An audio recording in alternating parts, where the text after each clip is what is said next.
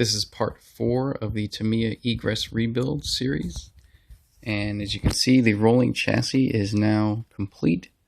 So I have, since last time, installed the upper and lower decks, put the rear gearbox on, the rear suspension and everything.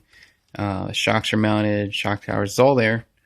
So the turnbuckles that I got for this is I took a similar approach to what I did for my Avanti 2011 tuning series. You can check out that video series if you want, where I used associated TC3 turnbuckles, but this time I used a Lunsford set, part number 2031, and I used those because I just wanted something silver to match the color scheme here with black carbon and silver shocks and everything.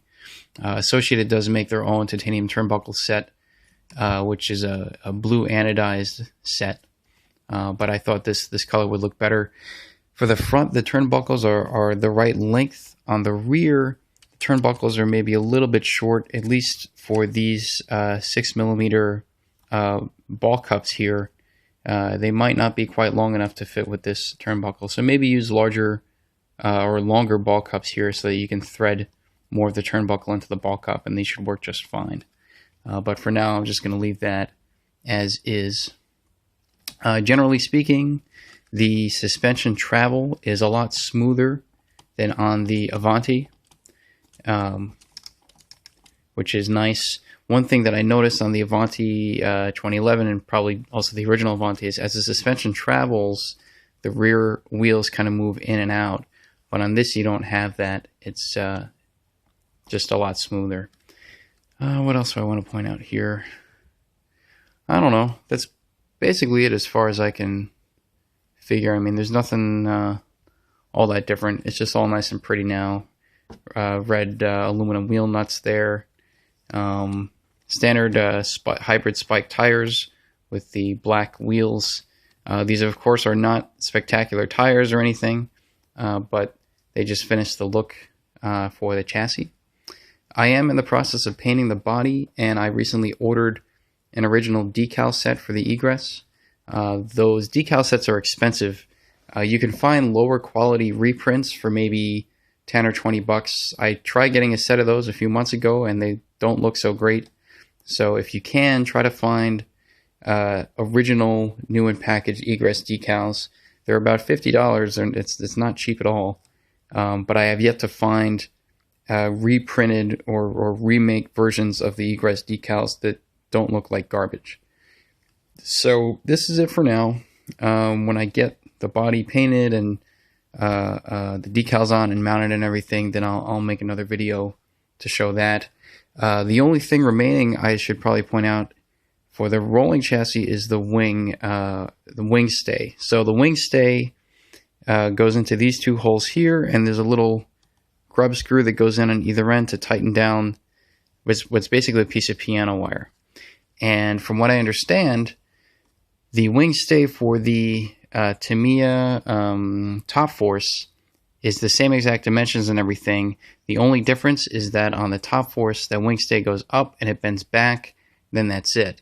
On the Egress, it has another bend further out in the wing stay. So if you're missing one, you can pick up a Top Force wing stay and then just put that bend in it where it's supposed to be. The only problem there is the wing stay in the Top Force is part of the press parts bag, and if you try to find that on eBay, that'll go for maybe $25 just for, and if the only thing you need out of that is just that wing stay, it's kind of not worth it. It's just a piece of piano wire. Alternatively, you could just get some piano wire and make it yourself. So I have yet to figure out exactly how I want to handle that part of it. Let's see. The other thing here is, as with my Avanti 2011, I'm using these RPM Delrin ball ends here. They're shock bushings for the shocks. Now, in the Avanti, they actually fit pretty nice and snug on those high cap dampers. Actually, let me just pull that up real quick. So right here, right, I have them here. I also have them here. And there's not a whole lot of play between the shock cap and the bushing. It's pretty snug. maybe a small amount of play. But over here, there's a bit more play. You can probably see when I just do that. There's a bit of a gap there. So for now, I'm just going to accept it. I have to figure out whether or not I want to just use a different set of balls to go in here to reduce that play. But the Delrin ball studs they're nice, so I want to keep using them. Let's see. I think that's pretty much it. Titanium screws all around from the Avanti 2011 titanium screw set. The only exception I made is here. Well, these are still I think they're titanium screws. These Phillips screws here, they're not hex head screws. You need those really long screws to go all the way up through this mount piece here. Okay. Now you can find, I think you need like a 40 millimeter screw with a flanged head to fit this, and it's a 3 millimeter diameter screw. I have found a set on eBay, titanium screws that do exactly that, but I didn't want to buy them because I already have these screws here, which suit the same need. HPI also makes 40 millimeter screws that are very similar, although I believe they're steel. The original screws are 42 millimeters, but those extra 2 millimeters you don't actually need. So a 40 millimeter screw would be sufficient.